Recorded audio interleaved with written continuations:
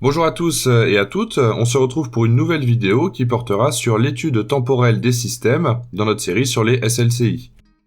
On va voir pour les systèmes intégrateurs du premier ordre et du second ordre la réponse aux entrées typiques en SLCI, c'est-à-dire l'entrée indicielle, impulsionnelle et rampe. Pour un système intégrateur, qui pour rappel peut se mettre sous la forme h de p est égal à k sur p, alors la réponse de ce système à une entrée impulsionnelle sera donnée par la relation k fois E0 fois U de t. Le tracé de la réponse est donné sur la droite. Pour un système toujours intégrateur qui est ce coup-ci soumis à une entrée de type indiciel, alors la réponse sera de la forme d'une fonction affine k fois E0 fois t, U de t. Et enfin, pour une entrée de type rampe, la réponse sera donnée par 1/2 de k fois E0 fois t carré. Pour un système du premier ordre, l'ensemble la réponse temporelle ainsi que le tracé est à connaître par cœur et à savoir refaire. C'est des systèmes qui reviennent communément en sciences de l'ingénieur. Pour rappel, le système du premier ordre peut se mettre sous la forme h de p est égal à k sur 1 plus tau p, avec k le gain et tau la constante de temps. Si jamais on soumet ce système à une entrée impulsionnelle, alors la réponse sera donnée par ke0 sur tau, exponentielle de moins t sur tau. Le tracé de cette fonction correspond à ce que vous avez à l'écran. Il y a quelques points caractéristiques à savoir placer afin de tracer cette fonction. Si jamais on évalue la fonction en 0, la valeur sera alors de ke0 sur tau. Si on l'évalue en tau, 3 tau et 5 tau, elle vaudra respectivement 37% de ke0 sur tau, 5% de ke0 sur tau et 1% de ke0 sur tau. On peut de plus tracer pour avoir l'allure aux premières valeurs sur l'axe des abscisses une tangente qui est de pente moins ke0 sur tau carré et qui du coup part du point à t égale 0 en ke0 sur tau et vient couper l'axe des abscisses en t égale à tau. Le tracé et la réponse temporelle à connaître absolument par cœur, c'est celle-ci. C'est la réponse indicielle pour un système du premier ordre. Dans ce cas-là, la sortie sera donnée par ke0 sur tau, facteur de 1 moins exponentielle de moins t sur tau.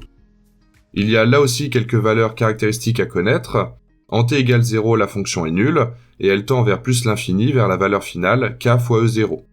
Les 3 points caractéristiques, qui sont toujours évalués en tau, 3 tau et 5 tau, sont respectivement 63% de ke0, 5%, 95% de ke0 et 99% de ke0. On peut là aussi tracer une tangente que la fonction va suivre à l'origine. La pente de cette tangente est de valeur ke0 sur tau, et elle part de l'origine pour atteindre en t égale à tau la valeur elle vient couper la fonction k fois E0 pour le point t égale à tau. Et enfin, la réponse à une rampe, dans ce cas-là, l'expression de la sortie va être k fois E0, facteur de t moins tau plus tau, exponentielle de moins t sur tau. Le tracé ressemble à ce que vous voyez à l'écran et n'est pas à connaître ou à savoir refaire fondamentalement par cœur, mais c'est bien de l'avoir vu. Pour un système du second ordre en régime suramorti, c'est-à-dire pour rappel que xi est supérieur à 1 et delta supérieur à 0, on a vu dans la vidéo précédente qu'on pouvait définir deux constantes de temps, tau 1 et tau 2. Dans ce cas-là, la réponse du système sera celle que vous voyez à l'écran dans le bloc proposition. Le tracé correspond à ce que vous voyez à l'écran. On part de l'origine pour atteindre un pic et on observe une décroissance exponentielle. Si jamais xi augmente, alors la valeur de ce pic va diminuer pour des valeurs de xi du coup de plus en plus élevées.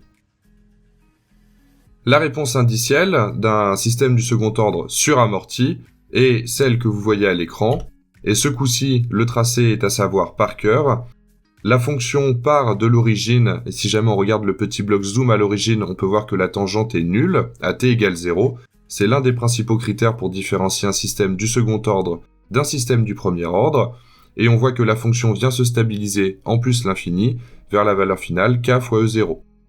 De plus, si jamais xi augmente, on peut voir que la fonction va mettre de plus en plus de temps à atteindre la valeur finale k fois E0. Pour définir ce critère de rapidité, on trace ce qu'on appelle le temps de réponse, la bande du temps de réponse à 5%, que vous voyez en rouge à l'écran. Elle est définie comme étant égale du coup à 1,05 fois k fois E0 et 0,95 fois k fois E0. Le dernier moment temporel à partir duquel la fonction rentre dans cette bande définit le temps de réponse à 5%.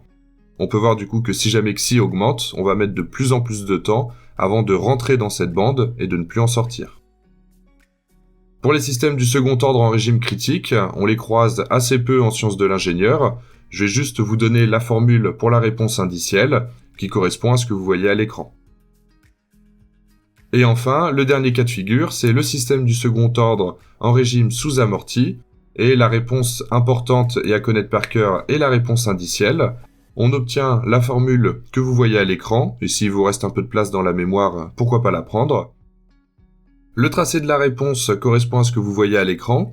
On peut voir au niveau de l'origine, comme pour le système du second ordre suramorti, une tangente nulle. Et ensuite, le système vient osciller de façon plus ou moins violente et plus ou moins longue en fonction de la valeur de xi. Si jamais xi augmente, donc se rapproche de 1, les pseudo-oscillations ont tendance à diminuer. Il y a une valeur à connaître par cœur, c'est lorsque xi vaut 0,9. Dans ce cas-là, le système a la réponse la plus rapide possible, c'est-à-dire qu'il rentre dans la bande à 5% et ne la quitte plus, et ce, sans oscillation. C'est tout pour cette vidéo. Si vous avez des questions, n'hésitez pas à les poser en commentaire, et on se retrouve très vite pour la suite de cette série sur les SLCI.